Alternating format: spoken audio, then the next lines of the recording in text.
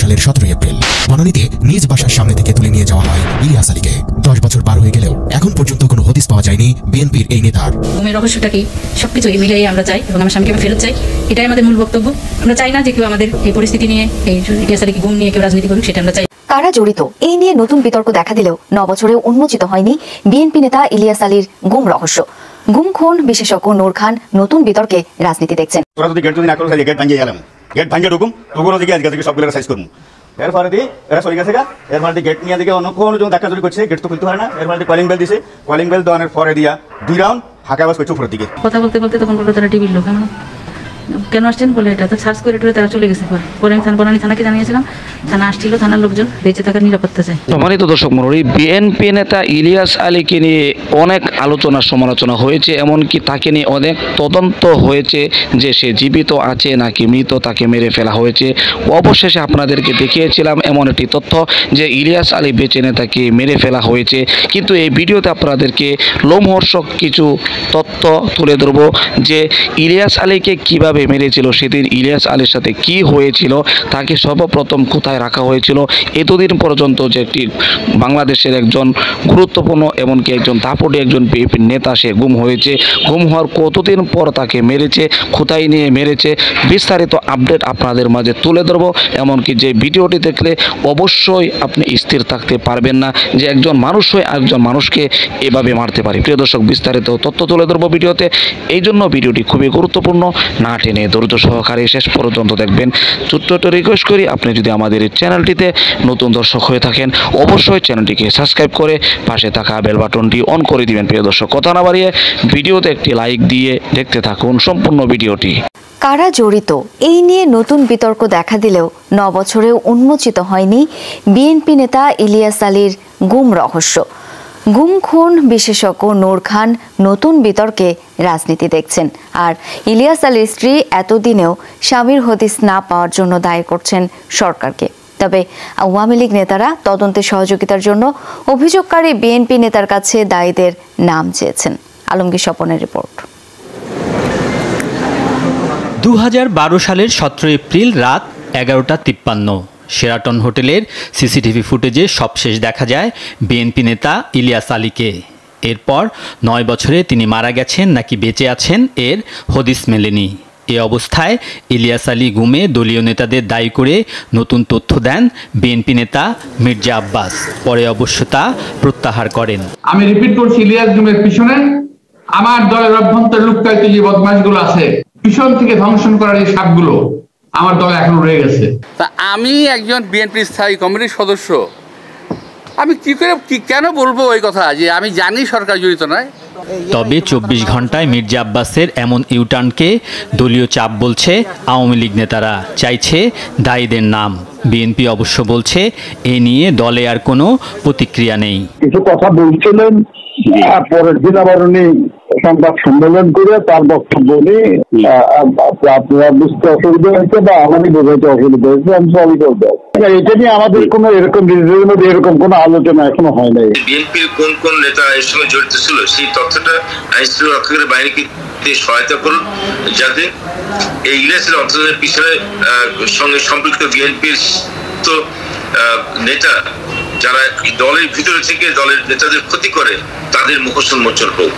বক্তব্য প্রত্যাহার হলেও হঠাৎ কেন বিএনপির কোনো শীর্ষ নেতা এমন তথ্য দিল, এ নিয়ে প্রশ্ন আছে গুম খুন বিশেষজ্ঞ নূর খানের। দলের আভ্যন্তরীণ দ্বন্দ্বের ফলশ্রুতিতে এমনটি ঘটতে পারে তার একটা ইঙ্গিত তিনি দিয়েছেন, এবং এটার মধ্য দিয়ে কোন সুতার টানে এই ধরনের বক্তব্য আজকের এই সময়ের তিনি দিলেন।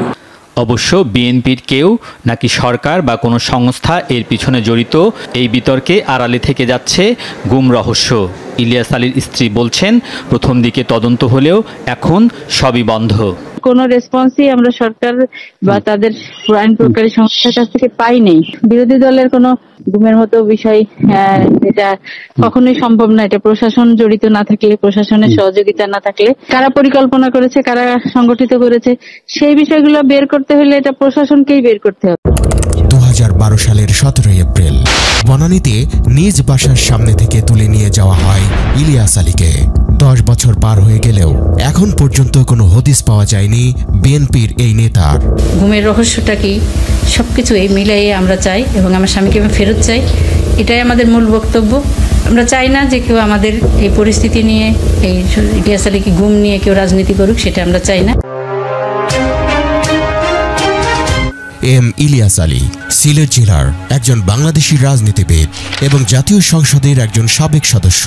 বাংলাদেশ জাতীয়তাবাদী দল বিএনপির সাংগঠনিক সম্পাদক হিসেবে 2010 সালে নির্বাচিত হয়ে তিনি সাধারণ ধর্মঘট থেকে শুরু করে প্রতিরোধ কর্মসূচি, বিক্ষোভ এবং দল গঠন সহ বিভিন্ন কর্মসূচিতে সমন্বয় সাধনে গুরুত্বপূর্ণ ভূমিকা পালন করেছেন।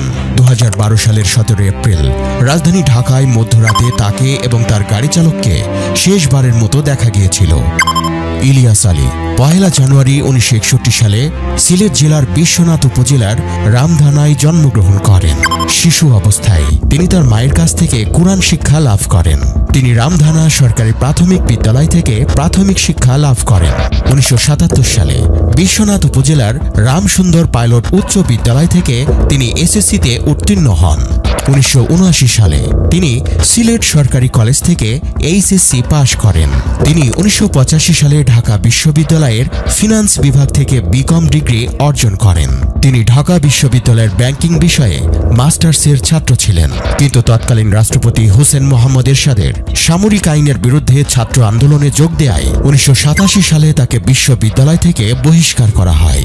তিনি 1980 সালে বিএনপির ছাত্র সংগঠন বাংলাদেশ জাতীয়তাবাদী ছাত্র দলের সাথে তার রাজনৈতিক জীবন শুরু করেন, যা 1 বছর আগে প্রতিষ্ঠিত হয়েছিল। তিনি ঢাকা বিশ্ববিদ্যালয়ের কবি জসিমউদ্দিন হলের মধ্যে বসবাস করেছেন। কয়েক বছরের মধ্যে তিনি হলের নেতা হন এবং 1983 সালে জাতীয়তাবাদী ছাত্র দলের কেন্দ্রীয় কার্যনির্বাহী সদস্য হন। 1986 সালে জাতীয়তাবাদী ছাত্র দলের জাতীয় কাউন্সিল অনুষ্ঠিত হয়, যেখানে তিনি কেন্দ্রীয় কার্যনির্বাহী কমিটির আন্তর্জাতিক বিষয়ক সচিব হিসেবে নির্বাচিত হন। 1986 সালের নির্বাচন বিএনপি বর্জন করলেও হোসেন মোহাম্মদ এরশাদ। প্রিয় দর্শক, আশা করি সম্পূর্ণ ভিডিওটি দেখলেন। ভিডিও থেকে অবশ্যই বুঝতে পেরেছেন বিএনপি নেতা ইলিয়াস আলী নয়, এরকম শত শত ইলিয়াস আলীকে গুম করেছে এই 17 বছরের স্বৈরাচারী সরকার শেখ হাসিনা, এমনকি তার কিছু উচ্চ পর্যায়ের কিছু কর্মকর্তাদেরকে নিয়ে, যারা মানুষ হিসেবে হায়না ছিল, এমনকি হিংস্র প্রাণী যেভাবে মানুষকে আক্রমণ করে তাদের ভিতরে কোনো মায়া থাকে না, ঠিক তাদের মন মানসিকতা এরকম হিংস্র ছিল যে মানুষকে মুহূর্তের ভিতরে তারা মেরে ফেলে তাদের বুক বিন্দুমাত্র কাঁপত না। এমন কিছু মানুষ কিন্তু উচ্চ পর্যায়ের কর্মকর্তাদের মধ্যে নিযুক্ত ছিল, তারাই এই সমস্ত কাজ করেছে। এমনকি তার পুরস্কার হিসেবে তারা বড় ধরনের একটি প্রমোশন পেয়েছে। বড় ধরনের প্রমোশন পেয়ে তারা এই সমস্ত কাজ আরও বেশি বেশি করতে কিন্তু উদ্বুদ্ধ হয়েছে। অবশ্যই ভিডিওটি আপনারা দেখেছেন। প্রত্যেকটা শ্রেণীতে এরকম ছিল, পুলিশ, এমনকি সেনাবাহিনী, আরও যত দল রয়েছে বাংলাদেশে প্রশাসনিক দল, প্রত্যেক দলে এমন কিছু মানুষ নিযুক্ত করেছে যে তারা মানুষকে গুম করে মেরে ফেলবে, তাদের বুক বিন্দুমাত্র কাঁপবে না। প্রিয় দর্শক, এমন ছিল এই 17 বছরের শাসন আমল আমাদের বাংলাদেশে। প্রিয় দর্শক, এই নির্যাতন যারা করেছে, এরকম মানুষদেরকে অন্যায়ভাবে এই গুম করেছে, হত্যা করেছে, তাদের কি শাস্তি হওয়া দরকার, অবশ্যই আপনার এই কথাগুলো কমেন্ট বক্সে জানিয়ে দেবেন, এমনকি এই ভিডিওটি শেয়ার করে সকলের মাঝে ছড়িয়ে দিবেন। প্রিয় দর্শক, আজকের মতো এখানে শেষ করছি।